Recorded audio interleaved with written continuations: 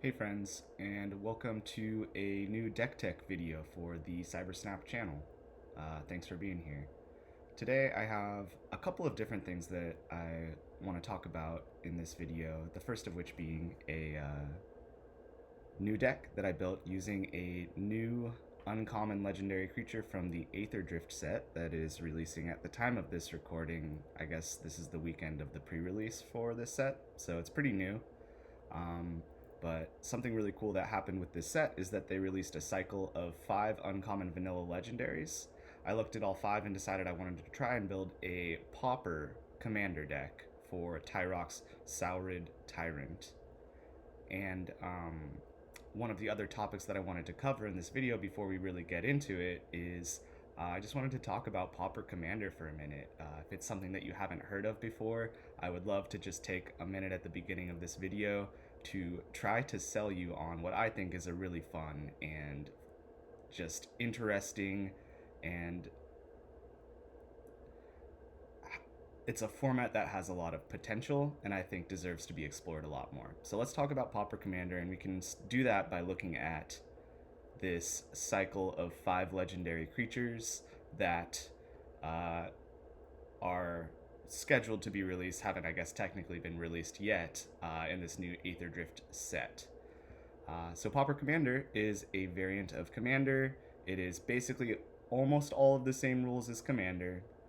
You have a 99 card deck and then 1 Commander for a total of 100 cards. It's singleton, so you can only run 1 copy of each card in your deck unless the card specifically says you can run more than 1 copy. A couple differences about Pauper Commander are that your commander can be any uncommon creature. And actually, in Pauper Commander, it doesn't even have to be a legendary creature. You can choose any uncommon creature to be in the command zone of your commander deck.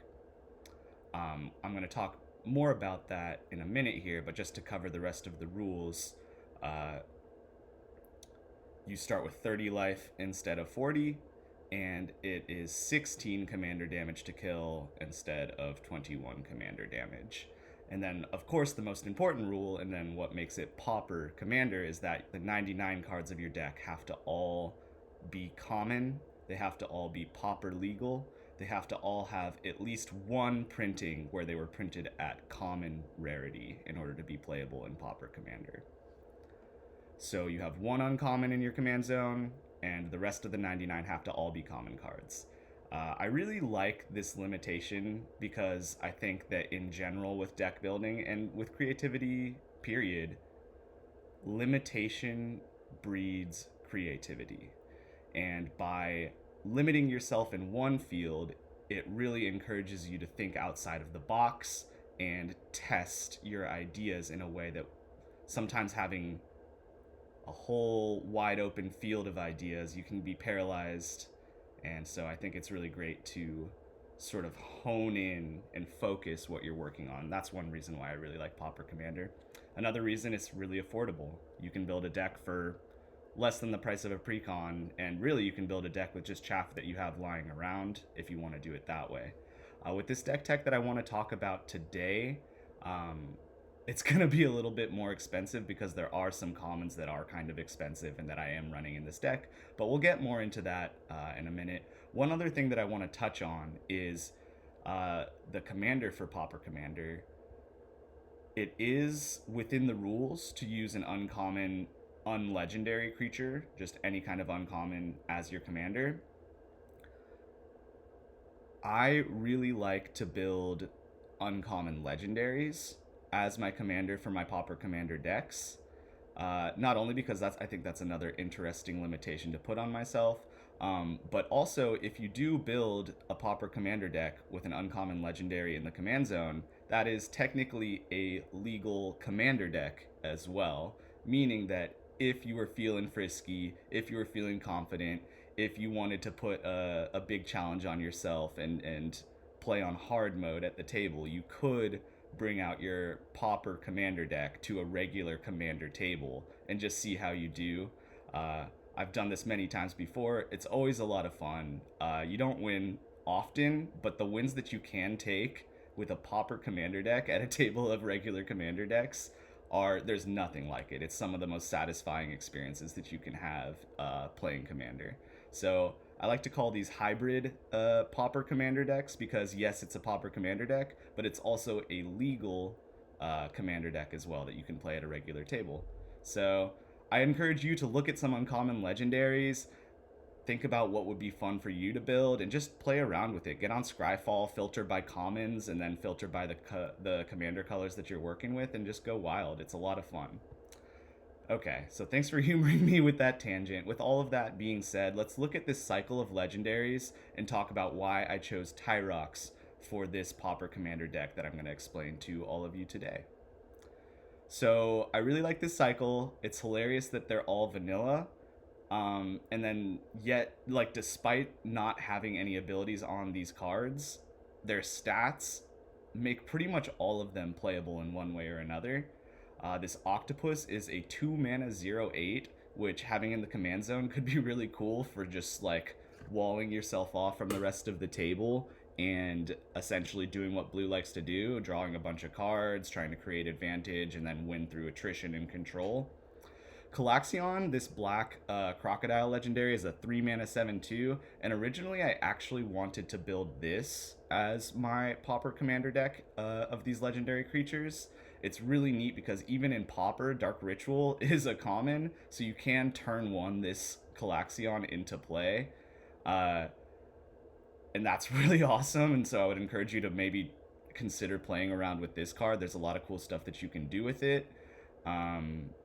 And that 7 power, it's 16 commander damage in Pauper, but if you're building a hybrid deck and you brought your Pauper deck to a table of regular commander decks, Calaxion can still 3-shot somebody for 7 times 3 is 21, so that's neat. Sundial, potentially the least exciting of these 5. It is a 2 mana 3/3, which is good stats, but it's not like anything to write home about, I don't think. But something that I do think is neat about this card, I've heard other people say that it's a downside, which it is in some ways, but the fact that this is an artifact opens up a new dimension within the deck building that you can play around with, because there are a lot of cards that care about having artifacts. There are a lot of cards that care about having artifact creatures, and you can really lean into that synergy by having an artifact creature in the command zone. One thing that comes to mind right off the bat is All That Glitters is immediately +2/+2 with just All That Glitters and this, and that's a Pauper legal card. So if you slap an All That Glitters on this guy, suddenly you have a 5/5 that's going to get a lot bigger as you start to play more artifacts and enchantments into play. So I like Sundial. Tarion is awesome and will be I think, pretty strong commander option in Pauper Commander. It is a 5 mana 9/7, and the thing that I think makes this card really strong is that green has a ton of abilities at common that can give something trample, and that's really all you have to do with this card. Let him trample, and he's going to trample over just about any other creature that's legal in the format. 9 power in Pauper is kind of unheard of. There aren't many creatures that can contend with that. So yeah, ramp into him, get him down early, give him trample, and go to town. And then the last one, Tyrox, the one that I decided to go with for this deck tech video, is a 2 mana 4/1 red creature.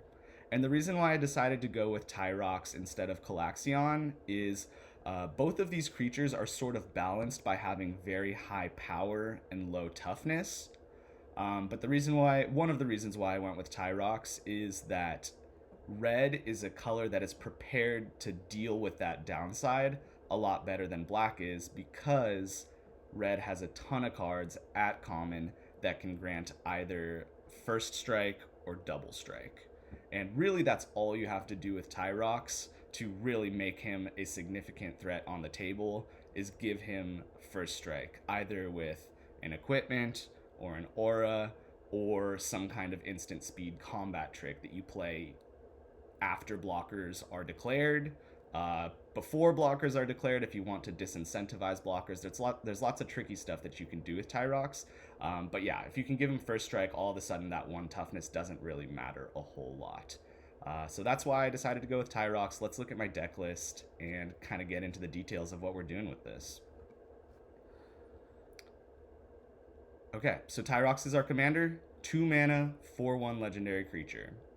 The goal of this deck, like with a lot of those vanilla legendary creatures, is going to be to kill with commander damage. Commander damage in Pauper is 16, so without any buffs or anything like that, 4 strikes from Tyrox is going to kill someone. 4 attacks, 4 times 4 is 16. Another reason why I really wanted to go with Tyrox is the potential to turbo him out really quickly, which is something that you can do pretty easily in red. So let's start by looking at the acceleration cards that I have in this deck. Right off the bat, we have a Lotus Petal, which some of you may not know is actually Pauper legal. It was printed at Common originally back in Tempest. Gosh, I don't remember the set, but it was printed at Common at its first printing, surprisingly. So yeah, if you have Lotus Petal in your opening hand, you can go Mountain, Lotus Petal, Tyrox turn 1, and attack for 4 commander damage on turn 2, which is a strong play even outside of Pauper EDH, which is kind of why I like the idea of having this be a hybrid deck that you could even play at a regular commander table, because that is a strong start. Another way you can achieve that strong start is with Simian Spirit Guide.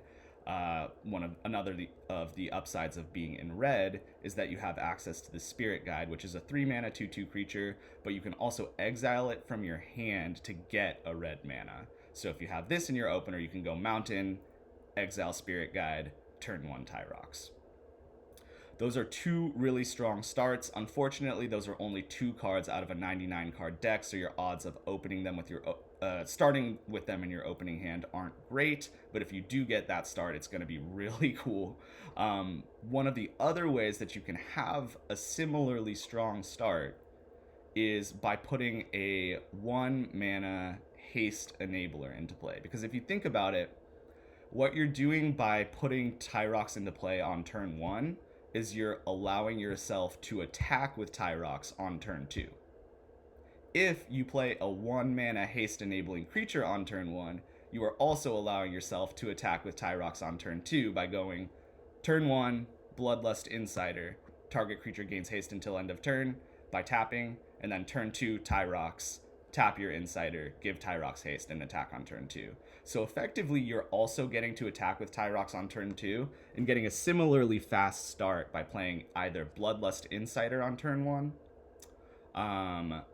by playing Goblin Motivator on turn 1, does the same thing, 1 mana creature that can give haste, or by playing, where are you? Torch Courier on turn 1 is a 1 mana 1/1 that has haste itself, so you can even attack with your Courier on turn 1, and then turn 2, play Tyrox and sacrifice your Courier to give Tyrox haste and attack on turn 2. So right there alone, that's 5 cards in the deck that you could potentially start with in your opening hand that allow you to attack for 4 commander damage on, at least 4 commander damage on turn 2. So this is a very turbo deck.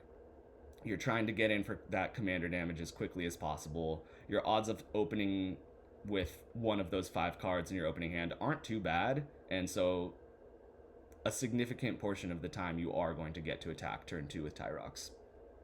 So that's some of our acceleration. Let's look at some of the other cards we didn't go over. We have a Crashing Drawbridge. Tyrox is going to be removed.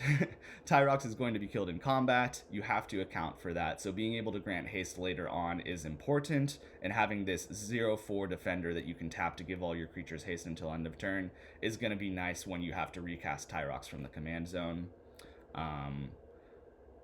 Flame Rift is acceleration in a different way. It's going to be less effective when you're playing at a regular commander table, but in Pauper Commander, everyone only has 30 life. So paying 2 mana to do 4 damage to each opponent, or well, each player, so it's going to hit you too. But paying 2 mana for that, that's effectively 16 damage to your opponents for 2 mana. And even if you're trying to kill with commander damage, you're just going to be trying to get them to 0 as well. And this is a good way to do that. Make the game a little bit faster. You want the game to go fast. That's what this deck is trying to do. So that's some acceleration in terms of just shortening the game itself. Furnace Strider is a neat haste enabler creature. It costs a lot of mana. It's a 5 mana 4/5, but it enters with 2 oil counters on it. And you can take an oil counter off of it to give target creature haste. So you can even remove an oil counter to give itself haste and attack for 4/5 the turn it comes down, which isn't bad. But it also just sits there with either 1 or 2 oil counters on it, waiting for you to have to recast your commander from the command zone, and then give it haste so you can attack the turn that you recast it after it inevitably gets removed. So there's a Furnace Strider. Generator Servant is pretty sick in this deck because it's a 2 mana 2/1 that you can sacrifice. You have to tap and sacrifice to add 2 colorless mana, and then if you use that mana to cast a creature, that creature gains haste.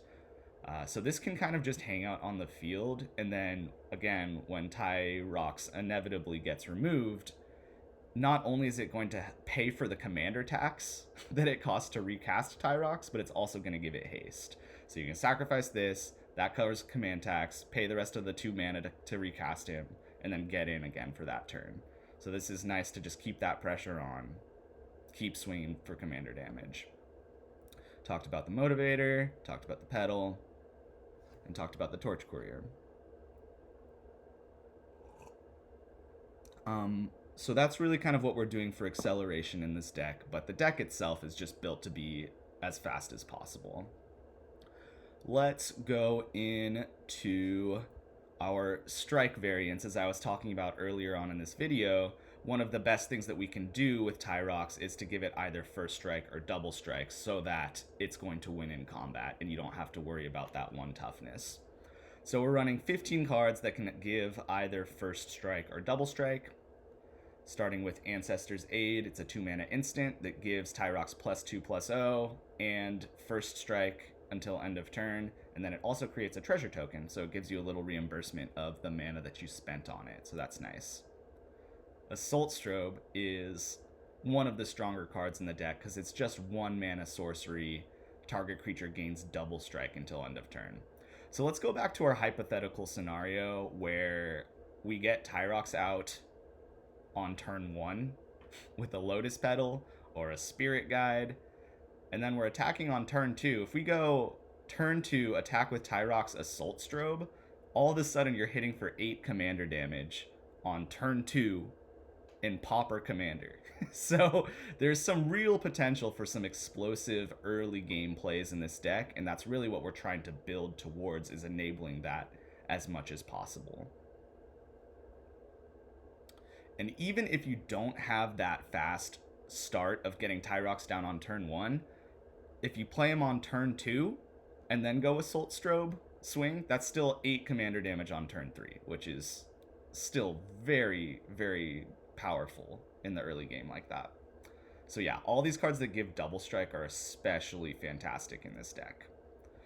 Speaking of which, we have Brass Knuckles, recently downgraded to common. It's a 4 mana artifact equipment, and when you cast it, you copy it, because you need Knuckles on each hand, obviously. And it costs 1 to equip, and then as long as the equipped creature has 2 equipments on it, it has double strike.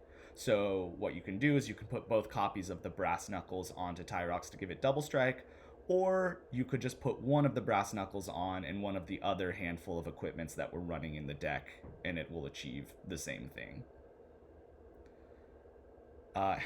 Hanweir Lancer is a 3 mana 2/2 human knight with Soul Bond, and it says as long as it's paired with another creature, both creatures have first strike. And the way that Soul Bond works is essentially when this comes into play, or whenever another creature comes into play, you can pair the 2 of them together, and as long as they're paired together, so Lancer and Tyrox, they'll both have first strike. So you can go Tyrox turn 2, Lancer turn 3, and then on turn 3 you have a 2/2 first strike and a 4/1 first strike, which, not bad.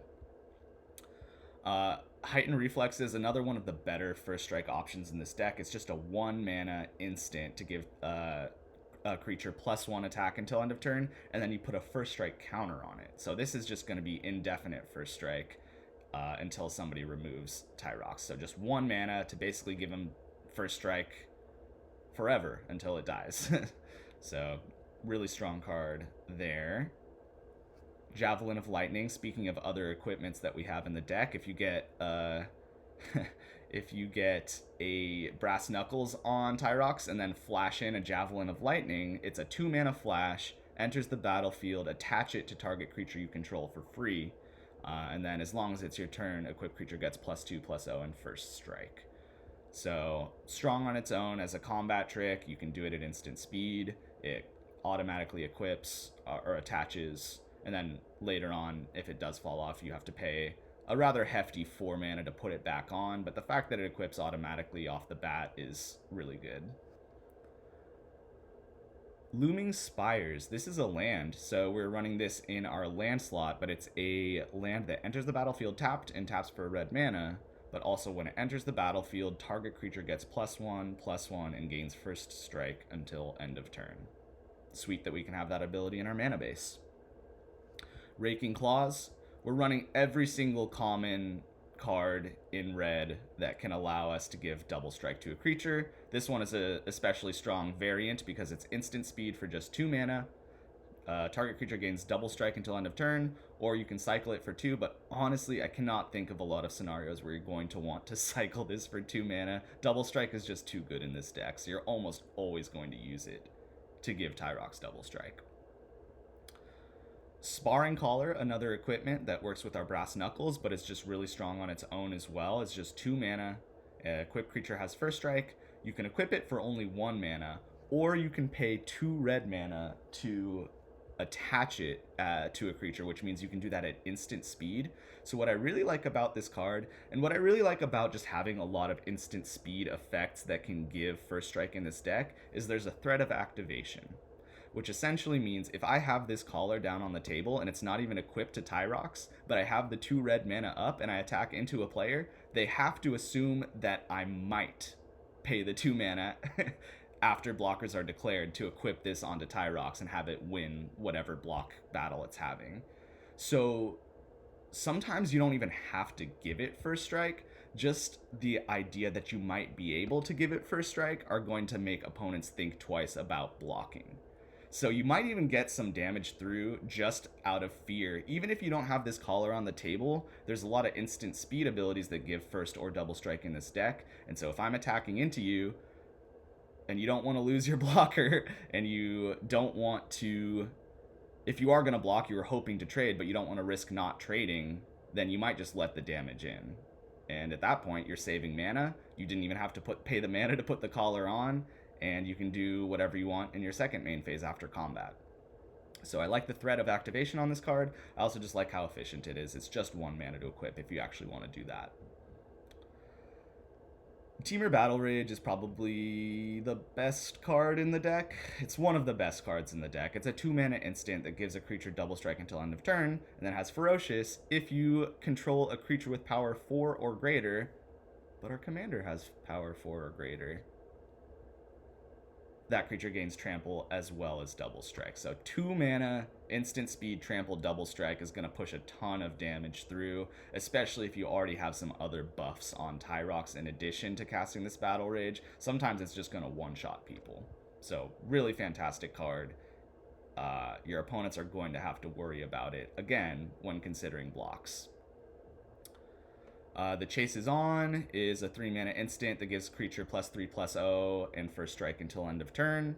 And then it also investigates. I'm trying in this deck to run, it's hard in mono red, but I'm trying to run as many cards that replace themselves as possible, because especially in Pauper, you are going to run out of cards, and having cards that can draw you more cards so you don't run out of gas is very important. So even though this kind of costs a lot of mana, it's going to investigate, which creates a clue token for you that later on you can pay 2 mana to sacrifice and draw a card, which is going to be important once you start running out of cards. Likewise, these room cards are pretty good in this deck because, or pretty good period, because they're kind of 2 cards in one. So it's almost replacing itself in the sense that you're getting 2 cards for 1 card. The first room in here isn't that impressive or synergistic with this deck. It's just 3 mana, and then when you unlock this door, Manifest Dread, which means look at the top 2 cards of your deck, pick one of them to put face down onto the field as a 2/2 creature, and the other one to go into your graveyard. And then if the one you put face down as a creature is a creature on the other side, you can pay the mana cost of that creature to flip it face up. Not particularly great, it's just an extra body if you need it. But the important piece of this one is Tunnel of Hate, which is a 6 mana enchantment rune that says whenever you attack, target attacking creature gains double strike until end of turn. So yeah, 6 mana is a lot, but being able to give Tyrox double strike every turn is going to either force your opponents to have a response or end the game very quickly. We also have Uncaged Fury. Curves really nicely with Tyrox. It's a 3 mana instant that gives a creature +1/+1 and double strike until end of turn. So you could go turn 2 Tyrox, turn 3 Uncaged Fury, swing for 10 commander. Yeah, pretty good. Warlord's Fury is great because it replaces itself. It's a 1 mana sorcery that gives all your creatures first strike until end of turn, and then you draw a card. Trying to run as many of those as possible. And Whirling Strike is just 2 mana for an instant speed. Target creature gains +2/+0 and gains first strike and trample until end of turn.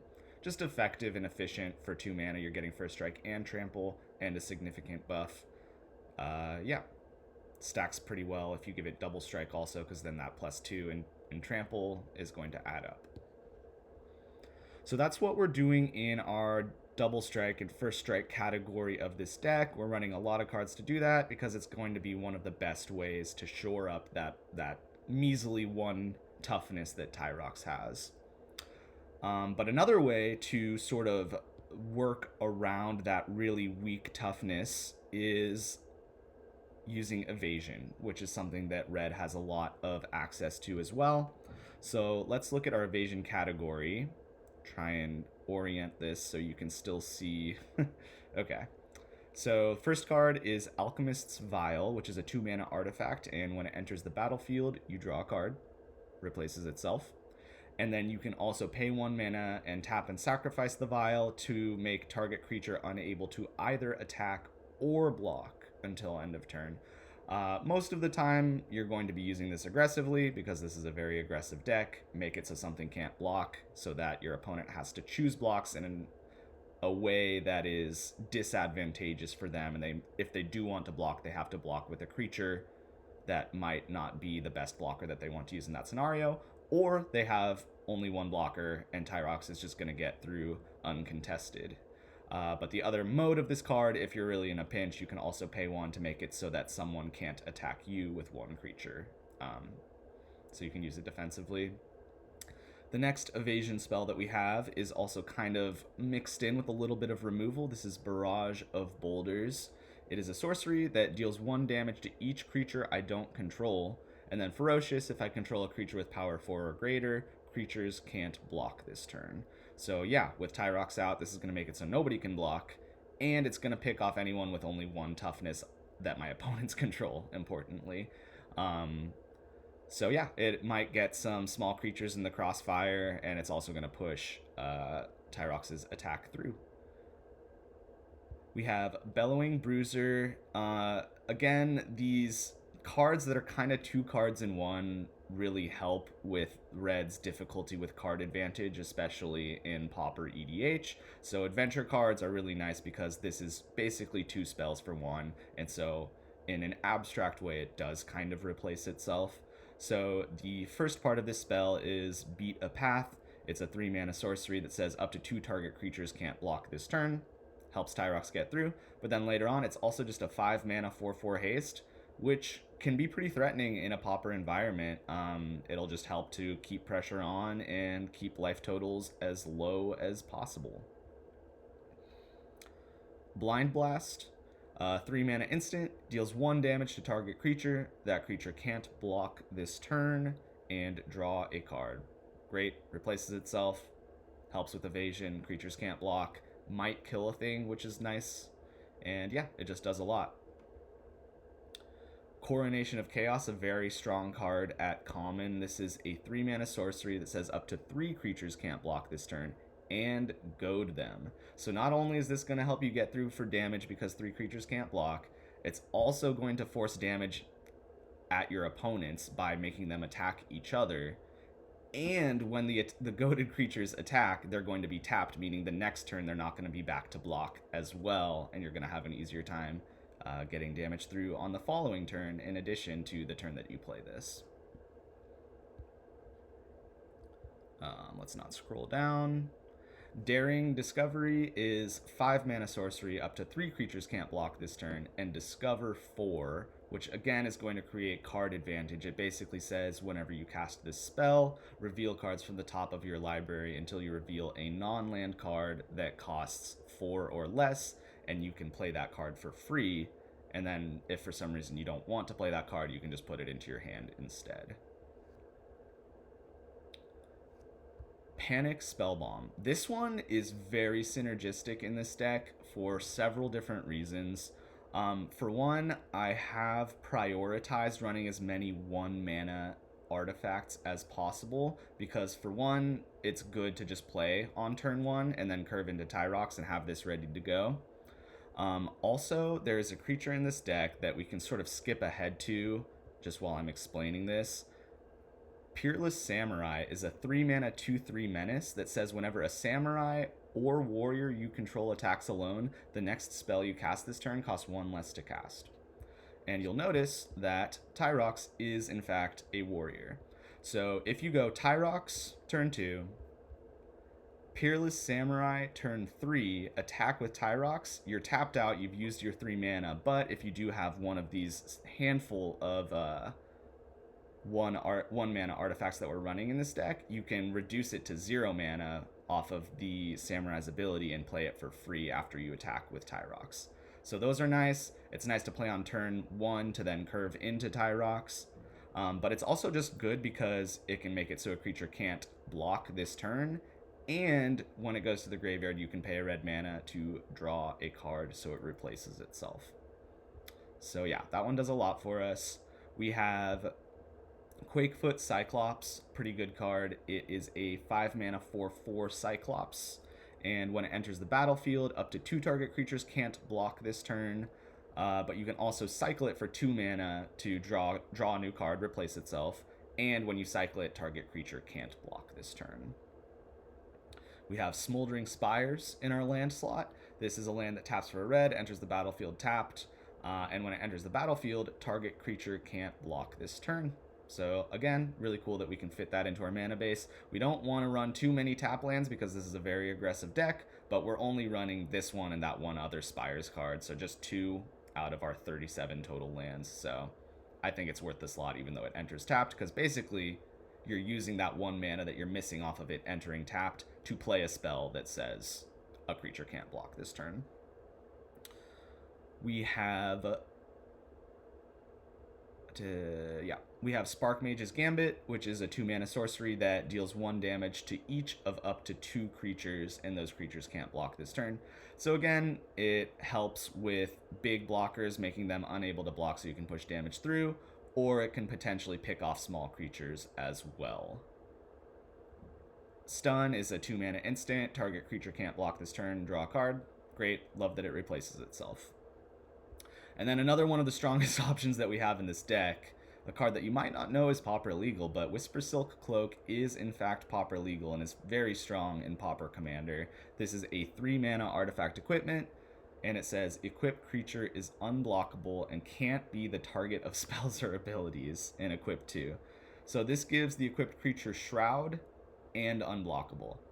If in a game you can get a Whisper Silk Cloak onto Tyrox early on, it is going to be very hard for your opponents to not die, especially if you've already buffed Tyrox before you put the cloak on. Unfortunately, because of the Shroud, you can't target it also, so if you do have another equipment you want to put on it or another kind of aura you want to put on it to make it stronger, you'll want to do that before the cloak goes onto it. But yeah, if you get this cloak onto Tyrox, it's going to be very hard for your opponents to remove it, and impossible for them to block it. So that's a real pickle that they will find themselves in if you can actually get this cloak onto your commander.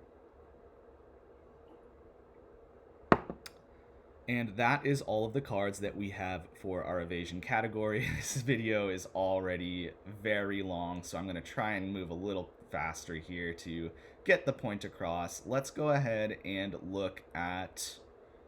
We got our lands, we got our first strikes, we got...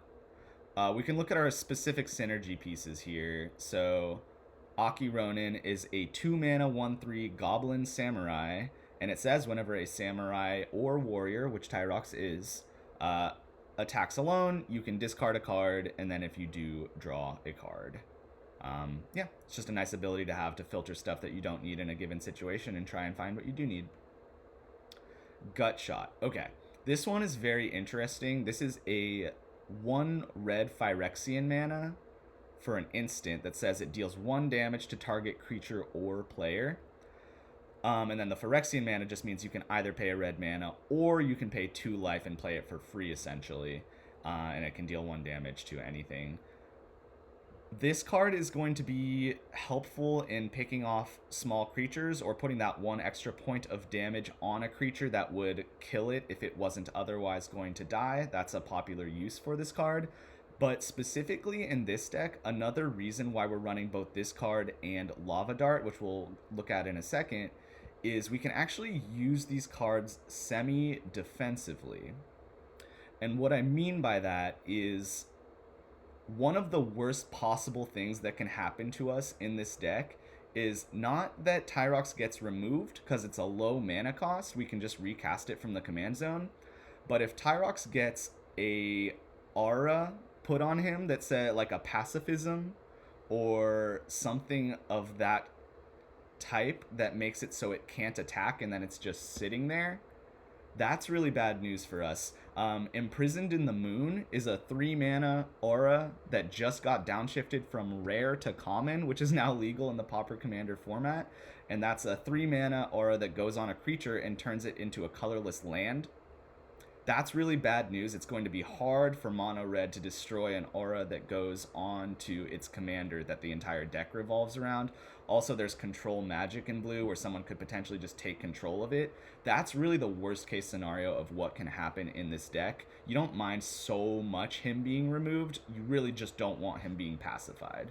So that's where this Gut Shot and Lava Dart comes in if someone tries to go for that. And with Gut Shot, even if you're tapped out and someone's like, okay, now's my chance, I'm going to put the pacifism, I'm going to put the Imprisoned in the Moon onto Tyrox, you can say, no, I would rather him just go back to the command zone, pay 2 life, deal the 1 damage to his 1 toughness, kill him, and yeah, it's a little unfortunate, but it's better than having him Imprisoned in the Moon.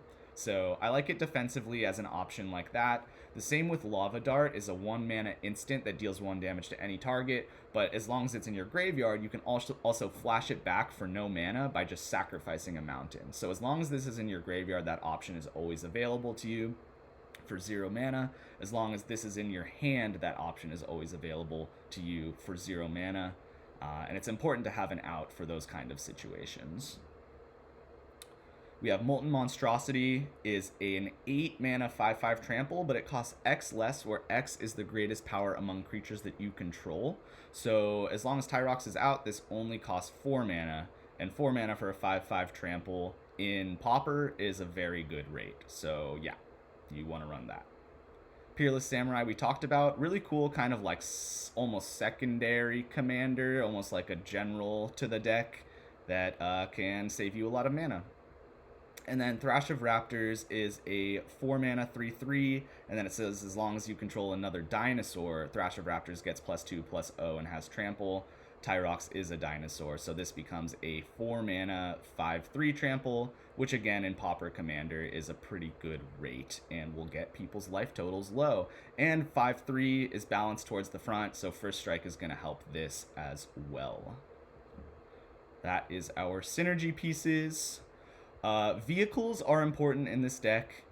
And I would even potentially play around with running a few more of them, but we are running 4 vehicles. And the reason why vehicles are very good is eventually it's going to be hard to get Tyrox through for damage in the later portion of the game um, if despite our best efforts, the game does go long. Then having a vehicle on the board is nice because you can crew them. Tyrox is very good at crewing because of that high power, and they're just sitting there on the table. So even if Tyrox is removed, you can immediately recast Tyrox from the command zone, crew that turn that it comes down, and then get in with vehicle damage. So that's a nice option in the late game. Aradara Express is a 5 mana 8/6 menace, so that's gonna kill people. It costs 4 to crew, so it's a high crew cost, but Tyrox crews this no problem. Clamorous Ironclad, a new card, is a 4 mana 6/3 menace with crew 3. Tyrox crews it no problem, and you can cycle it for 1 red if you need something other than a vehicle. Iron Tread Crusher, 4 mana 6/6 with crew 3. And then Renegade Freighter is a 3 mana 4/3, crew 2, and whenever it attacks, it gets +1/+1 and trample until end of turn. So yeah, good late game options when getting in with Tyrox sort of stops being as effective as it is in the early game. Put him in a vehicle. Let that vehicle attack instead. And so that's most of what we're doing in this deck. The last 19 cards here are just in a miscellaneous category that didn't really fit into any of the other categories that I had sorted here. A lot of these are just generically good cards, but we can go through them briefly and kind of talk about each one. Abrade, just really good common removal spell that can instant speed either deal 3 damage to a creature or destroy target artifact. Love having that modality. Ardent Elementalist is a 4 mana 2/1 creature. When it enters, you can return an instant or sorcery from your graveyard to your hand. This is going to be very powerful. It can find your removal spells from the graveyard after you've already used them, or it can also find your double strike spells and reuse those for you. So this does a lot in helping you to reuse your combat tricks and removal spells. Bone Splitter is just a great equipment in this deck. It can come down on turn 1, turn 2 Tyrox, turn 3 pay 1 mana to equip it, and suddenly Tyrox is a 6/1, which is going to be pretty great, especially if you can then give him double strike after putting this Bone Splitter on. Chain Lightning is an efficient common removal spell. It is essentially a lightning bolt at sorcery speed. So 1 mana deals 3 damage to any target, but the drawback is then that player or permanent's controller may pay 2 red mana to copy Chain Lightning, but that isn't going to happen a lot, and even if it does, it's not the end of the world. So good, efficient, common removal spell. Claws of Valakut, one of the spicier cards in this deck, and also one of the riskier cards in this deck. This is an enchantment aura that costs 3 mana. It goes on a creature, and then equipped creature gets +1/+0 for each mountain you control and has first strike. So yeah, like obviously that has potential to be very strong, and also you can potentially get blown out by trying to put this onto Tyrox, and then somebody kills Tyrox at instant speed, and then you feel pretty bad. But yeah, if you can get this onto Tyrox and keep it there, that is just a huge buff that that Tyrox is going to have until somebody can deal with him. Atali's Favor, similarly kind of risky. It's an aura that can go onto Tyrox, and then when it enters the battlefield, you get to discover 3, and equipped creature gets +1/+1 and trample. So yeah, the drawback is that you don't get that discover trigger from this entering the battlefield if somebody removes Tyrox in response to you trying to put this on him. But again, if you can put this on him, discover 3, find the first card off the top of your deck that costs 3 or less mana, cast it for free, and also give Tyrox a +1/+1 trample buff, that's a really good play. So high risk, high reward with those 2 cards. We have another room. Again, I just sort of mentioned this is good from a card advantage stance. Glassworks is part of the room that's 3 mana, and when you unlock this door, it deals 4 damage to target creature an opponent controls. So that's just a efficient removal spell. It's going to kill most creatures, and then later on, after you've used it as a removal spell and you have mana lying around and not much else to do, you can pay 5 mana to open the Shattered Yard, and it says at the beginning of your end step, this room deals 1 damage to each opponent. Sometimes that's going to be all that you need to close out the game, to close that gap of the last few life points that your opponents have. And that's really what you're trying to do, is get everybody's life total to either 0 or 16 commander as quickly as possible. So that can help to achieve that. Glimpse the Impossible, really strong, newer common that I think is making waves in the regular Pauper format as well. I could be mistaken on that, but I'm pretty sure. This is a 3 mana sorcery. Exile the top 3 cards of your library. You may play those cards this turn, and then at the beginning of your end step, for each card that you have in exile, well, let me get the wording on this right. At the beginning of your end step, if any of those cards, those 3 cards, remain exiled, put them into your graveyard and then create a 0/1 Eldrazi spawn token that you can sacrifice for a colorless mana. So this is a 3-for-1. If you can use all 3 cards that it exiles, it's going to be hard to do that, but especially if you top deck this card late in the game and you have a lot of mana already but just not much else to do, this is a really great way to sort of get another shot of gas off the top of your library, because suddenly you have 3 cards to access. Hopefully you can use all of them, but then even if you can't use all of them, it sort of compensates you by giving you an Eldrazi spawn for each one that you didn't use. So yeah, good card advantage, especially later in the game. Lightning Bolt, just pretty much the best, most efficient removal spell that you can use at common, and even there's an argument that just period, but yes, you want to run Lightning Bolt. Living Lightning, similar to our Ardent Elementalist, it is also a 4 mana creature. This time when it dies, you can return an instant or sorcery from your graveyard to your hand. Pyrite Spellbomb, another one of those 1 mana artifacts that are just kind of good for a lot of reasons in this deck. This time you can pay a red to sacrifice it and shock anything, deal 2 to any target, or you can pay 1 and sacrifice it to draw a card, so replace itself essentially. Pyroblast, we are running both Pyroblast and Red Elemental Blast. Both are legal in Pauper and are good options to have. You're not always going to be going against a blue player, but it's worth the slots, because when you are going against a blue player, this is important to have. You can either counter a blue spell or destroy target blue permanent for 1 red mana. It's just a good option to have. Reckless Impulse, one of the best card advantage options that we have in red at common. This is a 2 mana sorcery that says exile the top 2 cards of your deck, and then you can play those cards until the end of your next turn. So you have 2 turns to use them. Most of the time you'll be able to use both of them, and at that point you've paid 2 mana to draw 2 cards, so that's really great. And along those lines, we also have Ren's Resolve, which is exactly the same card. Exile the top 2. You can use them until the end of your next turn. Try and prioritize using both of them so you can effectively draw 2 cards with these.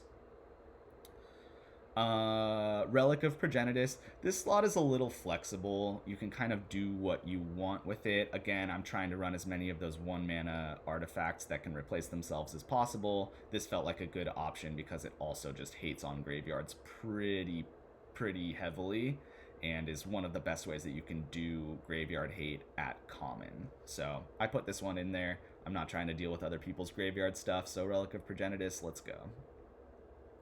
Scred. So for our mountains, we are running snow-covered mountains. This is a really easy way that if you're trying to go more budget for this deck, you could just, instead of the snow-covered mountains, just run basic mountains. I have opted to run 34 snow-covered mountains so that we can run Scred, which says 1 mana instant, deals damage to target creature equal to the number of snow permanents you control.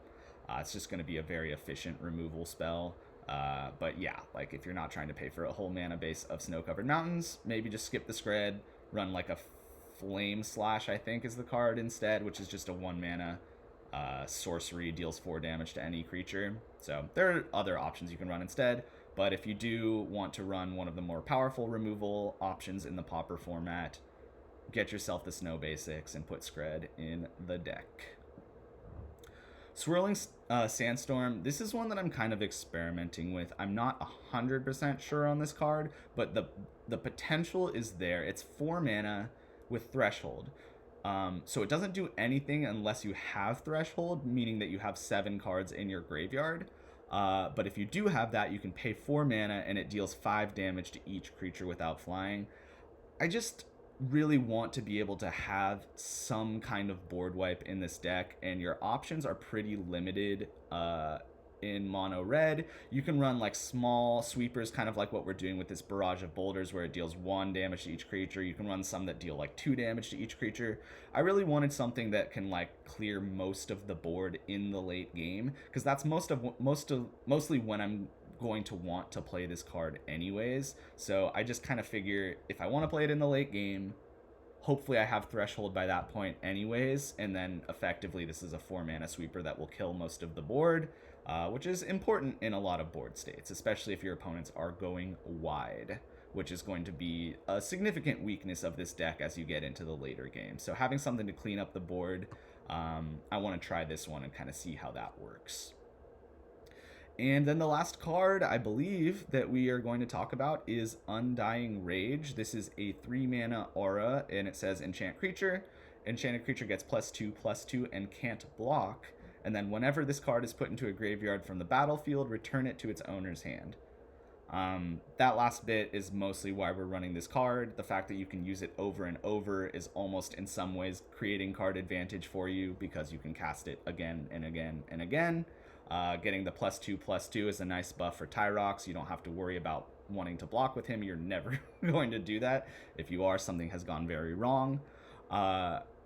Also, you could, in a pinch, put this on an opponent's blocker to make it so that they can't block and help to push another Tyrox attack through. It's flexible. Like our other auras in the deck, it's a little risky because if someone removes Tyrox before this lands on it, basically, it'll go straight to the graveyard instead of going from the field to the graveyard, and then you won't get it back. So there is a little bit of window of opportunity there, but as long as you play it safe and try to time it right, or if you get lucky, then it can be a very strong option for this deck. But I have talked for long enough to all of you. For those of you who made it this far in the video, thank you so much for joining me on this wild ride of a Commander deck tech. I hope that you took something away from it. I hope that you're going to get on Scryfall and start playing around with building your own Pauper Commander deck, and ideally with building your own hybrid Pauper Commander deck with an uncommon legendary, so you can try it at your regular EDH tables as well. If you already have some of these decks, or if you go and build one, please, I would love to hear about them. Let me know in the comments below. And yeah, just let me know what you think. Thank you again for stopping by. Go ahead and give the video a like and subscribe if you haven't already for lots more fun Commander content like this. Usually at the end of my videos, I do a reading from our or from my Magic the Gathering Oracle deck, but this has already gone so long, I'm going to spare you this time and just say have a wonderful rest of your day, and I hope to catch you in the next video.